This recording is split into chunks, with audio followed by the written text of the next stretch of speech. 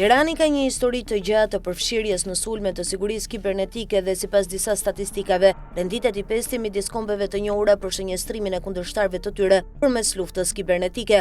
Me kalimin e viteve, Irani ka lëshuar grupe hakerash kundër vendeve të ndryshme, pa marrë parasysh rreziqet e mundshme për sistemet e sigurisë së brendshme. Ky paradoks është evident. Me gjithë krimin e tij agresiv kibernetik, Irani ka dështuar të ruajë në mënyrë adekuate sistemet e tij të brendshëm të sigurisë dhe rrjedhimisht të dhënat e qytetarëve të tij. Në gjysmën e dytë të vitit 2022, në vazhdim e kryengritjeve të përhapura në të gjithë Iranin, sulmet kibernetike kundër faqeve të internetit të qeverisë iraniane janë në një rritje të konsiderueshme. Grupet e hakerave si Tapandegan, Labduktekan, Sparrow Predatori, Black Reward, Anonymous, Edalate Ali dhe Giam Sarneguni lëshuan shumë sulme mbi objektivat e qeverisë. Si një mas paraprakje sigurie dhe me rritjen e sanksioneve ekonomike, Irani vendosi të ndryshojë faqet e internetit të qeverisë së tij me serverët evropian të pritjes në kompanitë vendase të pritjes, si pjesë e programit të tij të internetit kombëtar. Ky nismë synonte të ndante Iranin nga interneti global dhe të krijonte një rrjet të vetëmbështetur. Dy hapa thelbësor u ndërmorën për të arritur këtë qëllim.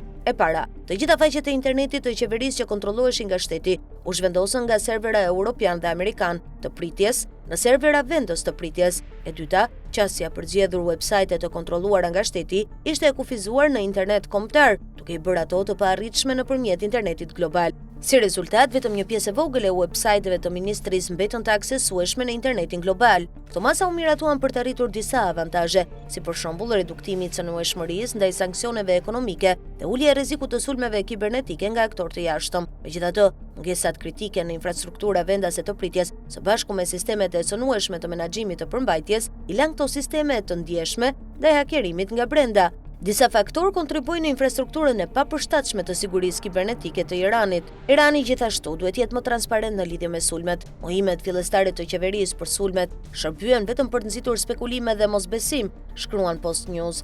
Në të kaluarën, Irani jepte shpejt dhe hapur informacion rreth sulmeve kibernetike, pasi ato ishin me burim të jashtëm. Nëse qeveria iraniane do ta pranonte se persona të brendshëm kryen sulmet, atëherë do të ishte pranimi se njerëzit brenda qeverisë së tyre janë të gatshëm të përmbysin regjimin. Veprime të tilla mund të çojnë në humbjen e besimit në qeveri dhe gjithashtu mund të bëjnë më sfiduese rekrutimin dhe mbajtjen e punojësve të kualifikuar, veçanërisht duke marrë parasysh sulmet kundër protestuesve nga vrasja e Mahsa Amini tashmë në vitin e dytë.